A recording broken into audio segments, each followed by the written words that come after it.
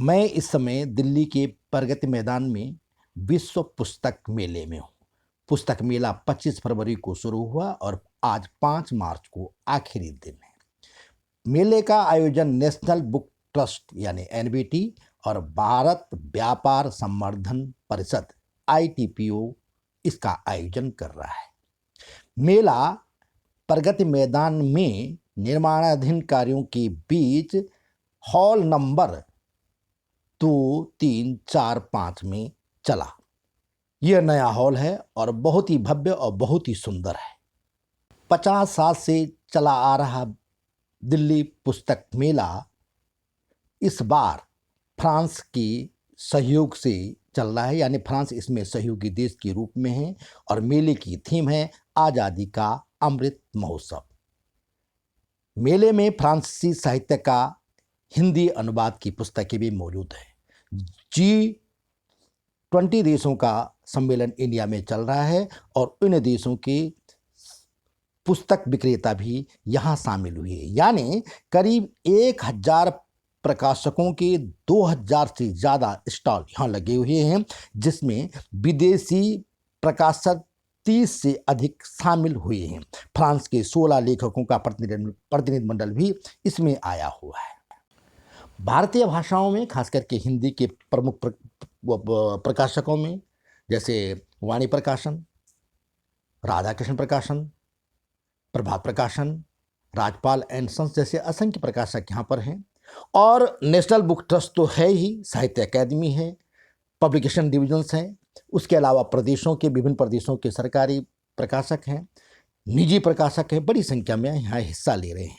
तो मेले में आकर के ऐसा लगता है कि सच में यह मेला 2 साल बाद तो आयोजित हुआ, कोविड के कारण यह मेला चल नहीं हो पाया था, लेकिन अब जब हो रहा है और वहाँ जो भीड़ उमड़ी है उससे लगता है कि लोगों में किताबों की ज़बरदस्त भूख है।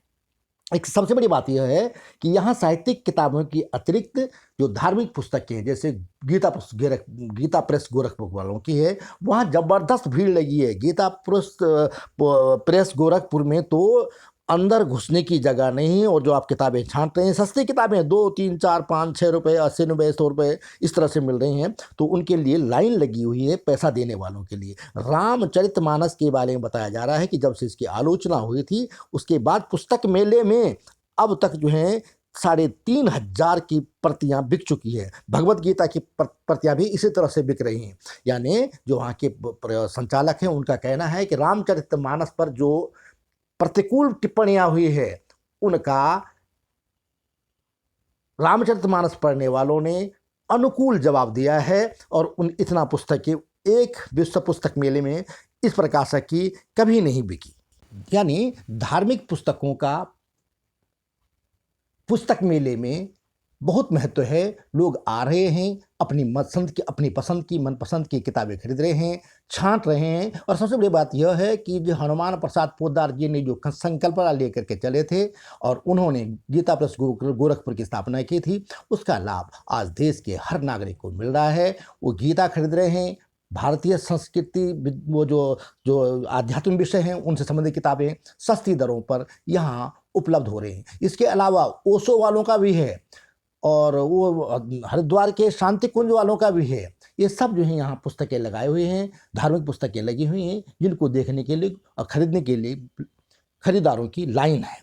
एक और महत्वपूर्ण बात है बाबा रामदेव का दिव्य प्रकाशन। बाबा रामदेव ने अब तक जो है ऐसा कोई प्रोडक्शन नहीं छोड़ा है जिसमें उन्होंने हाथ में आजमाया। वो जीन्स की पैंट बना रहे हैं, वो खाद्यान्न बना रहे हैं, शहद दे रहे हैं, शहद बना रहे हैं, गौमूत्र से सामग्री बना रहे हैं, सब कुछ कर रहे हैं। सारी औषधियाँ उनके यहाँ हैं, सारे जितने भी शुद्ध माल की वो बात करते हैं, दंत कांति है, न जाने क्या क्या उनके उत्पादन है। अब उसके अलावा उनका अपना चैनल भी है, लेकिन वो प्रकाशक भी हैं। उनका दिव्य प्रकाशक है और दिव्य प्रकाशक के नाम से जो उनका प्रकाशन चल रहा है वहाँ पर उनकी ही किताबें हैं, उनकी ही महिमा हो रही हैं और ख़रीदार भी हैं। इस तरह से बाबा रामदेव को भी अच्छा, उनकी में बड़ी बात यह है कि देखो बाय 1 गेट 1 फ्री, ये भी वहाँ पे नुस्खा वो अपनाए हुए हैं। बहुत सारे प्रकाशक हैं जिन्होंने कहा 100 रुपये में इतने लीजिए, लेकिन इनका अपना नुस्खा है और वो यहाँ चल रहा है। पुस्तक मेले में इसके अलावा तरह तरह के आयोजन हो रहे हैं जहाँ साहित्यकार चर्चा भी कर रहे हैं। ये हिंदी का प्रमुख प्रकाशक है राजकमल प्रकाशन समूह।